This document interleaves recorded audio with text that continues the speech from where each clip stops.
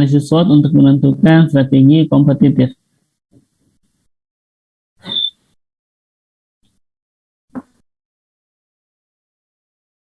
Ya. Ada yang mau bantu baca mulai dari pengertian sini?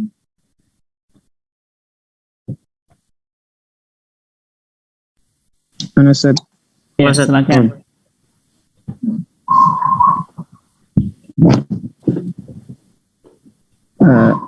Bismillah. Analisis SWOT. Pengertian analisis SWOT. Analisis SWOT analisis, yakni mencakup upaya-upaya untuk mengenali kekuatan, kelemahan, peluang, dan ancaman yang menentukan kinerja perusahaan. Informasi eksternal mengenai peluang dan ancaman dapat diperoleh dari banyak sumber, termasuk pelanggan, dokumen pemerintah, pemasok, kalangan perbankan, rekan di perusahaan lain. Banyak perusahaan menggunakan jasa lembaga pemindaian untuk memperoleh clipping surat kabar, riset di internet, dan analisis tren domestik. Analisis tren domestik dan global yang relevan. Menurut Richard L. Duff. Selanjutnya, Freddy Rangkuti menjelaskan bahwa analisis SWOT adalah identifikasi berbagai faktor secara sistematis untuk merumuskan strategi perusahaan. Analisis ini didasarkan pada logika yang dapat memaksimalkan kekuatan dan peluang, namun secara bersamaan dapat meminimalkan kelemahan dan ancaman.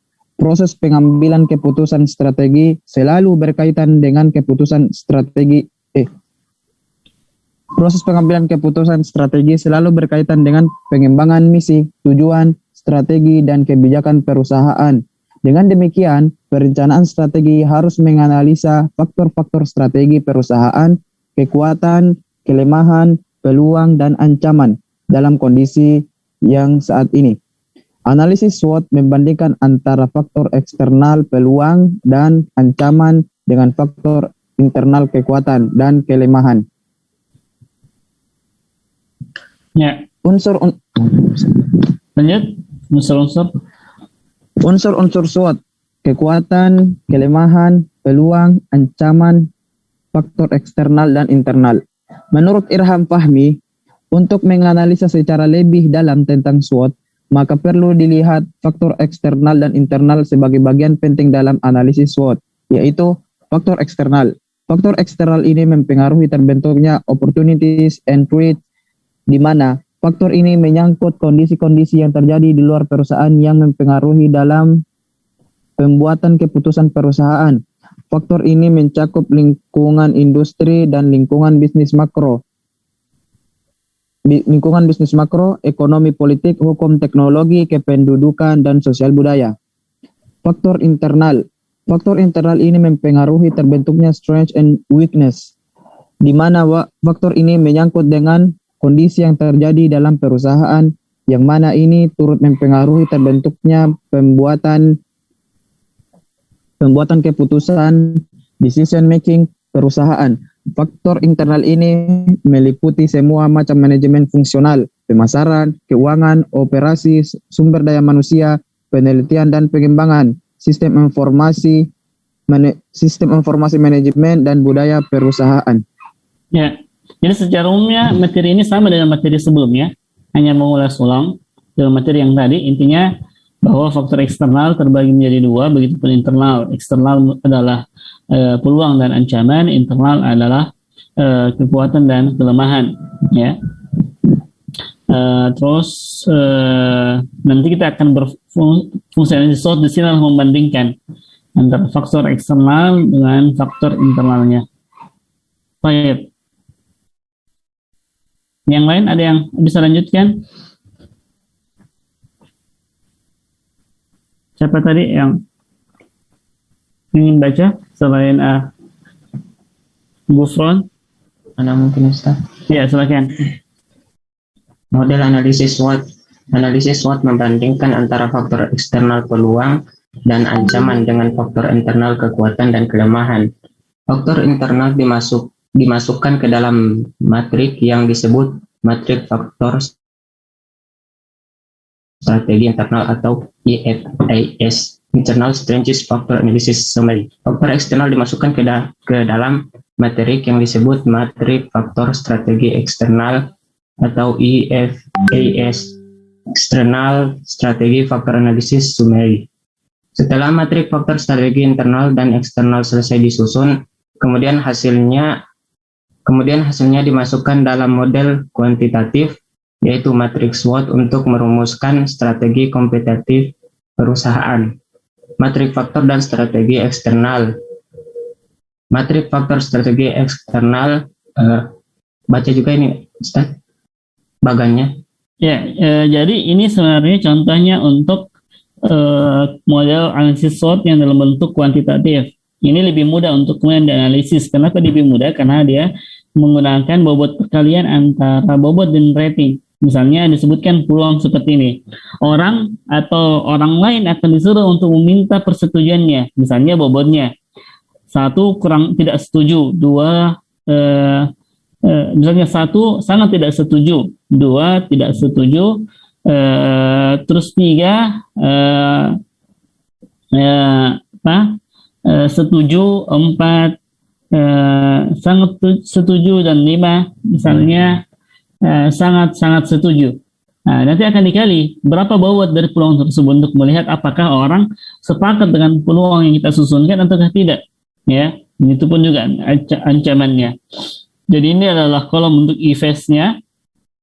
Ya, EFAS ini EFAS peluang dan ancaman akan dikali dan di total jumlahnya. Begitupun juga untuk internal.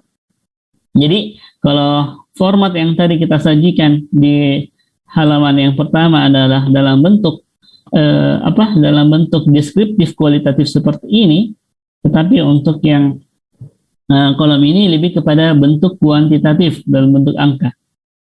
Silakan dilanjutkan Gustiawan. Nah, Ustaz. Matriks SWOT. Alat yang dipakai untuk menyusun faktor-faktor strategis perusahaan adalah matriks SWOT. Matrik ini dapat menggambarkan secara jelas bagaimana peluang dan ancaman eksternal yang dihadapi perusahaan dapat disesuaikan dengan kekuatan dan kelemahan yang dimilikinya.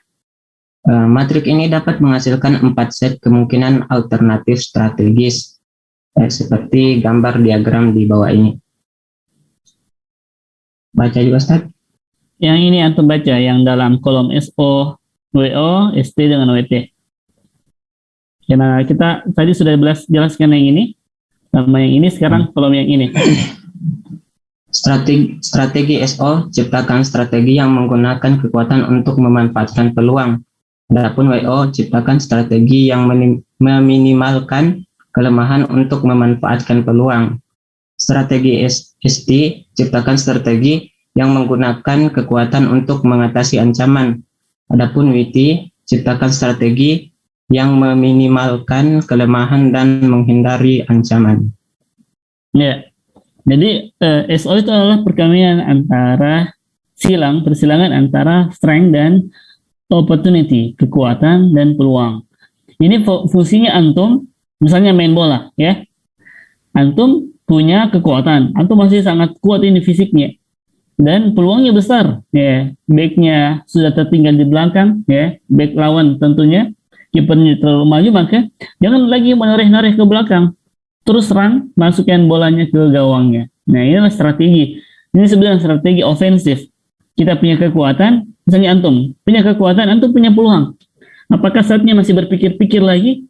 Atau fungsinya lebih bagus kita main di bawah? Tentu tidak, ya. Mana pemain futsal di sini? Maka tentu harus menyerang secara penuh.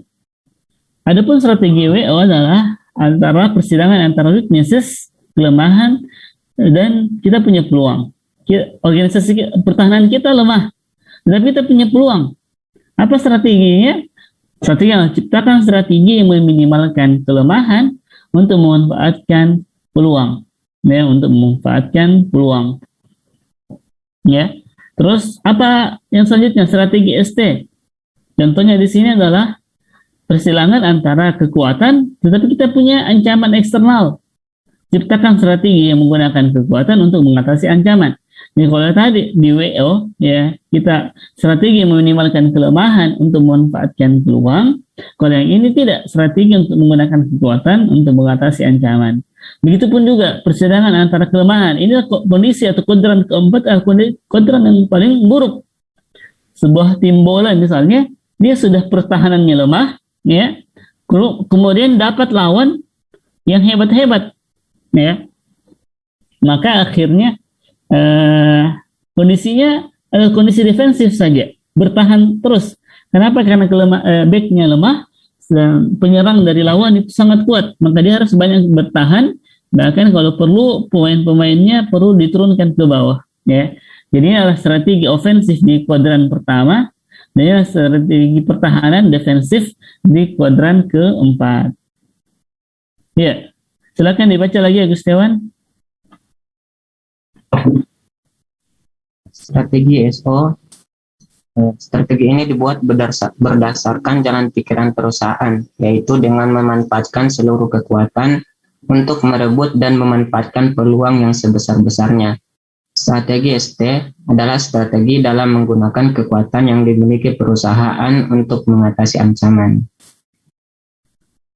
Lanjut di Ustaz. Baik, lanjut. Strategi WO, strategi ini diterapkan berdasarkan pemanfaatan peluang yang ada dengan cara meminimalkan kelemahan yang ada. Strategi WT, strategi ini berdasarkan pada kegiatan yang bersifat defensif dan berusaha meminimalkan kelemahan yang ada serta menghindari ancaman.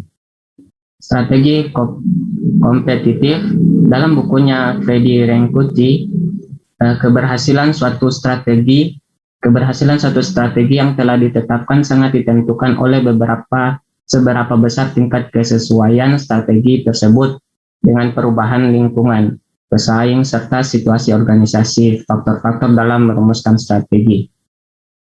Dalam kondisi posisi persaingan yang kuat membangun kekuatan kompetitif. Jadi strategi kompetitif. Untuk mengetahui daya saing di setiap kekuatan, Porter menyarankan perusahaan untuk menggunakan salah satu dari 3 strategi, diferensiasi, kepemimpinan biaya, atau fokus.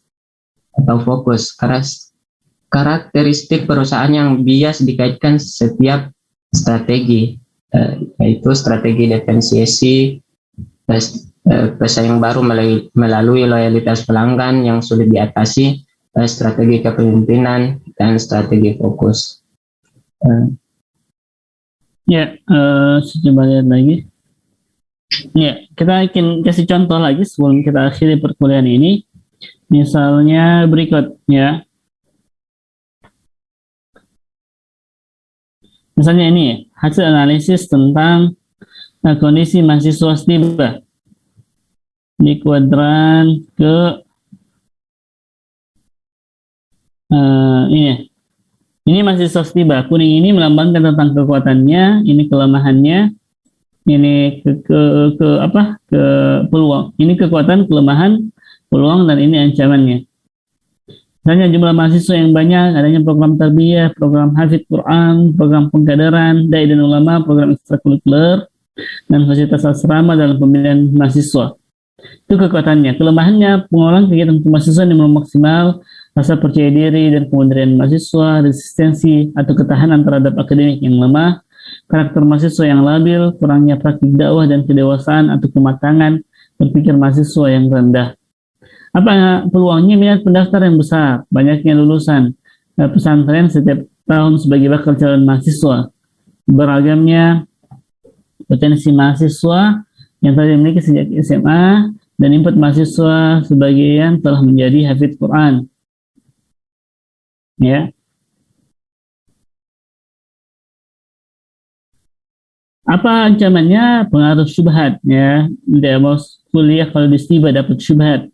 Harus informasi yang mudah untuk diakses. STIBA institusi ada seleksi institusi lain seperti STIBA Ar-Royah di Wahda misalnya, adanya pengaruh lingkungan negatif, efek pandemi COVID-19, masih banyaknya bakal calon mahasiswa yang melanjutkan berkeinginan kuliah di PTN dan PTS. Ya, misalnya antum bisa tanya, teman antum dalam satu sekolah waktu SMA, berapa yang kuliah agama dan berapa yang kuliah umum. Itu bisa menjadi sebuah evaluasi untuk melihat. Nah, ini contohnya. Sekarang kita ingin merumuskan apa strategi SO-nya, apa strategi WO-nya, apa strategi ST-nya, dan apa strategi WT-nya. Ya, ini contohnya. Jadi dia ingat kalau SO disebut dengan kuadran 1 adalah menciptakan strategi menggunakan kekuatan untuk memanfaatkan peluang. Kalau ST kuadran keduanya menggunakan kekuatan untuk mengatasi ancaman, ya. Nah, kenapa? Karena dia punya ancaman dari luar. Maka dia strategi yang menggunakan kekuatan untuk mengatasi ancaman. Ya. Ini atau cara bacanya tadi dua ya gini ya. Ya. Untuk strategi ketiganya adalah kuadran, misalnya bisa dibalik aja. 1, 3, ini jadi 2. Ya. Strategi WO-nya supaya nyambung dengan yang tadi, SO, WO, ST, dan WT. SO atau WO sekarang kuadran kedua adalah menciptakan strategi meminimalkan kelemahan dan untuk memanfaatkan peluang. Sementara strategi ST-nya adalah menggunakan kekuatan untuk mengatasi ancaman, dan kondisi yang paling buruk adalah kita punya kelemahan dan punya ancaman. Maka kelemahannya harus diminimalkan secara bersamaan, kita juga harus menghindari ancaman. Contohnya, untuk kuadran 1, persilangan antara SO, S dengan O, kekuatan dan peluang. Apa itu? Maka ST harus membuka prodi-prodi unggulan yang memiliki keunikan dan bersifat terapan, misalnya prodi teknologi syariah, prodi ketahanan keluarga, ya, wisata syariah, ya, bahkan kalau perlu buka prodi tazkiyatun nafs, ya, prodi tasawuf versi sufinya, ya, untuk menarik minat orang lain. Itu strategi SO-nya. Terus strategi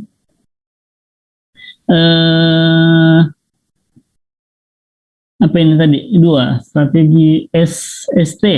Ya, maka kita melaksanakan pedoman pembinaan mahasiswa berbasis boarding college yang adaptif, karena jarang ada pendidikan tinggi yang berbasis pesantren. Terus contohnya untuk WO, strategi WO-nya di sini adalah kita punya kelemahan tetapi punya peluang, maka kita harus meminimalkan peluang dengan menggunakan meminimalkan kelemahan, menekan kelemahan dengan menggunakan peluang kita. Maka solusinya di sini apa strateginya? Memetakan potensi mahasiswa sejak dini dan memberdayakan potensi tersebut. Misalnya yang punya jiwa kewirausahaan, yang punya jiwa belajar yang tinggi, kita fasilitasi dia untuk kuliah S2, S3 misalnya. Terus kuadran keempat, ya, ini kondisinya tadi kondisi defensif, bertahan. Dia punya kelemahan dan dia punya ancaman, maka dia melakukan pembinaan mahasiswa atau asrama yang lebih ringkas dan efektif. Maka seperti itu nanti, ya. Jadi antum akan mengerjakan tugasnya sebagaimana form yang telah kita berikan tadi. Nanti Ana share filenya untuk antum jalankan tugas antum sesuai dengan format yang telah kita sudah siapkan. Ada pertanyaan sebelum kita akhiri? Saya persilakan. Sambil saya mengabsen aja ya. Kalau ada yang mau bertanya bisa juga. Sekarang kita di pertemuan 9. Baik. Ahmad Nabil sakit ya. Lanjut Firman. Firman mewujud. Namsat. Jid. Kenapa tidak pernah dijalankan videonya dari awal? Nabas. Firman Faudi. Namsat hadir. Jid. Irman. Hadir Ustaz, hadir. Irsan. Irwan Ramli. Irwan Ramli. Ainun Imam. Hadir Ustaz. Malikul Soleh. Hadir ya Ustaz. Asri Lopuo. Muhammad Agustiawan. Hadir Ustaz, hadir. Hadir Ustaz. Rizky Hidayat. حاضر أستاذ. Akram Mubarak, حاضر أستاذ. Nur Syamhuri. Baik, Taufikur Rahman, حاضر أستاذ. Muhammad Gufran, Hadir Ustaz. Muhammad Mujahid, Renaldi Tahir, حاضر أستاذ. Wakfi, Nur Hikman Al-Ghazali, حاضر أستاذ. Siri Sangga, حاضر أستاذ. Rifal, Ronaldi, Tadmin Al-Furqan, حاضر أستاذ.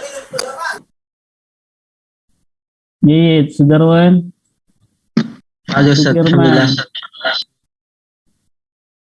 Rifal wujud? Tadi saya lihat ada. Mafi salat Jumat Ustaz. Jayid. Yang beruzur ada berapa ini? Ada 4. Jayid. Silakan nanti yang ingin bertanya bisa lewat grup kalau tidak ada sekarang. Intinya tugasnya dikerja dan kemudian antum kumpul paling hari